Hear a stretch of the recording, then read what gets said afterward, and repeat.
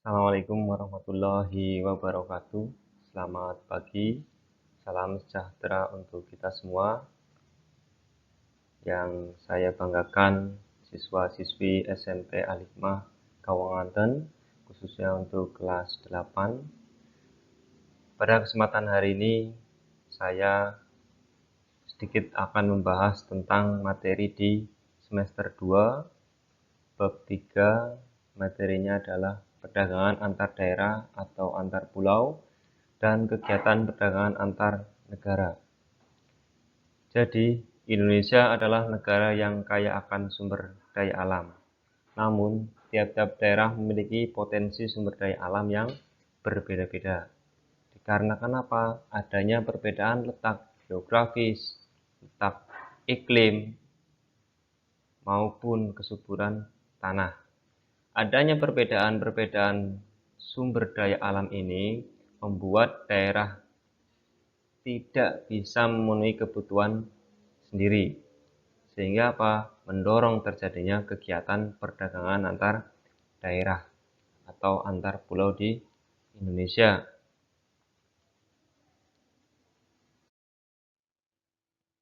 Nah, apa itu perdagangan antar daerah atau antar pulau? Yaitu perdagangan ini sendiri adalah kegiatan tukar-menukar barang atau jasa berdasarkan kesepakatan bersama antara siapa? Antara penjual dan pembeli. Nah, perdagangan antar daerah maupun antar pulau adalah perdagangan yang dilakukan dengan cakupan antar daerah, antar pulau dalam suatu wilayah. Sebagai contoh, Pak Guru contohkan antar wilayah di negara Indonesia. Mereka berdagang dari Pulau Jawa ke Pulau Sumatera, dari Pulau Kalimantan ke Pulau Jawa, dan lain sebagainya. Nah, apa sih tujuan dari perdagangan antar daerah tersebut? Tujuannya, ya, umumnya perdagangan antar daerah atau antar pulau ini selain untuk memenuhi kebutuhan suatu daerah juga memiliki dua tujuan utama, yaitu yang pertama adalah memperoleh keuntungan, yang kedua adalah memperluas jangkauan pasar agar konsumen meningkat. Ya, agar konsumen meningkat. Terus apa yang mendorong terjadinya perdagangan antar daerah? Ada ya dorongan dari suatu wilayah ke wilayah lain. Mengapa mereka ingin berdagang di wilayah lain? Ya. Jadi keterbatasan sumber daya alam dan faktor produksi pada setiap daerah yang berbeda-beda membuat suatu daerah tidak dapat memenuhi kebutuhan sendiri. Sehingga apa? Sehingga tiap-tiap daerah melakukan suatu perdagangan untuk mencukupi kebutuhannya. Ya. Sebagai contoh, tanah yang subur di daerah pegunungan mampu memproduksi berbagai jenis sayur-sayuran. Sedangkan masyarakat di daerah tepi pantai memiliki ikan yang banyak jumlahnya. Maka perdagangan hasil produksi tersebut akan mendorong adanya perdagangan suatu daerah. Inilah perbedaan faktor produksi yang dimiliki oleh suatu wilayah tertentu. Yang kedua, perbedaan tingkat harga antar daerah. Ya, jadi produk yang dihasilkan di setiap daerah seringkali memiliki perbedaan tingkat harga sehingga mempengaruhi adanya perdagangan antar daerah. Hal ini bertujuan untuk mencari produk dengan harga termurah.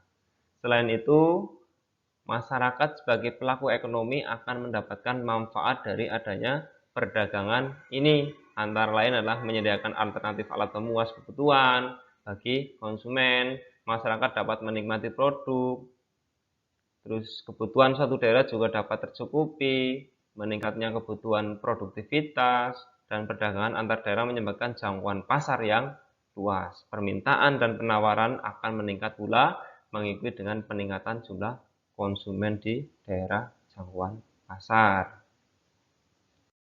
Nah, manfaat perdagangan antar daerah atau antar pulau ini yang pertama adalah menyediakan alat alternatif kebutuhan bagi konsumen yang tidak ada di suatu wilayah tersebut, ya, akan tersedia ketika suatu wilayah akan berdagang di wilayah lain.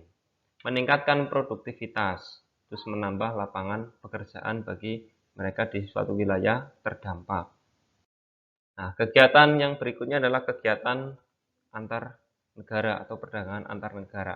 Apa itu perdagangan antar negara? Yaitu kegiatan perdagangan antar negara merupakan aktivitas transaksi suatu negara dengan masyarakat lain atau negara lain. Contohnya begini, orang tua kamu membeli barang elektronik atau sepatu, tapi barang tersebut dikirim dari luar negeri.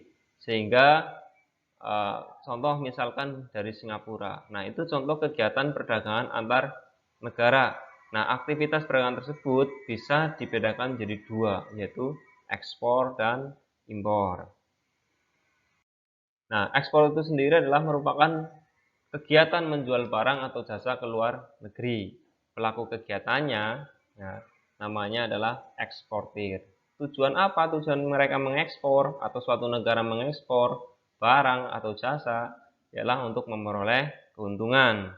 Nah, barang dan jasa yang dijual tersebut kan dibayar menggunakan mata uang asing. Kemudian mata uang asing itu ya ditukar dengan mata uang rupiah. Nah, sedangkan mata uang asing tadi otomatis akan disimpan oleh pemerintah sebagai devisa negara yang bisa digunakan untuk mengimpor barang. Nah, yang berikutnya apa itu impor? Nah, impor ini nantinya kita akan jelaskan. Nah, perlu kamu ketahui nih, negara-negara berkembang seperti Indonesia ini umumnya mengekspor sumber daya alam. Tapi, kalau negara-negara maju biasanya mengekspor barang-barang yang sudah berteknologi tinggi. Ya. Nah, impor itu sendiri adalah kegiatan membeli barang dan jasa dari luar negeri. Nah, pelakunya namanya adalah importir. Nah, proses transaksi impor itu ketika importir membayar barang yang dibelinya dari luar negeri menggunakan mata uang asing.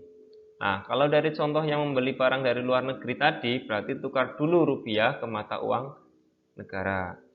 Misalnya dolar Amerika Serikat, seperti itu. Nah, manfaat sendiri ketika kita melihat manfaat perdagangan antar negara ini sangat luar biasa ya. Pastinya kegiatan perdagangan antar negara ini memiliki manfaat seperti memperoleh keuntungan. Ya, selain itu juga sebagai salah satu cara menjalin persahabatan antar negara. Bukan hanya dua hal itu saja. Kegiatan tersebut juga bermanfaat untuk mentransfer teknologi dari negara yang mengimpor atau mengekspor ke negara kita, ya. Misalnya begini, barang-barang yang diimpor oleh negara berkembang itu umumnya adalah barang-barang dengan teknologi tinggi, otomatis akan membutuhkan pelatihan dalam pengoperasian teknologi tersebut. Nah, dengan adanya pelatihan tersebut bisa menjadi salah satu sarana dalam mentransfer teknologi ke negara pengekspor ke negara pengimpor. Nah, dengan seperti itu ada banyak faktor pendorong dalam perdagangan antar negara. Yang pertama adalah pemenuhan kebutuhan nasional. Ya, ada kalanya suatu negara tidak mampu memenuhi semua barang dan jasa yang menjadi kebutuhan produk penduduk, sehingga untuk memenuhinya suatu negara perlu mengimpor barang dan jasa ya dari luar negeri atau mengimpor. Dengan demikian kebutuhan produk dapat terpenuhi di dalam negeri. Yang kedua adalah perbedaan penguasaan teknologi. Nah, penguasaan teknologi ini yang tidak merata antar tiap negara menyebabkan terjadinya perdagangan internasional. Negara dengan teknologi maju mampu menjual barang dengan harga murah kepada negara yang memiliki teknologi sederhana. Sebagai contoh, kita tahu di kehidupan sehari-hari kita adalah negara China yang mereka ya mengekspor barang-barang dari negaranya ke negara Indonesia.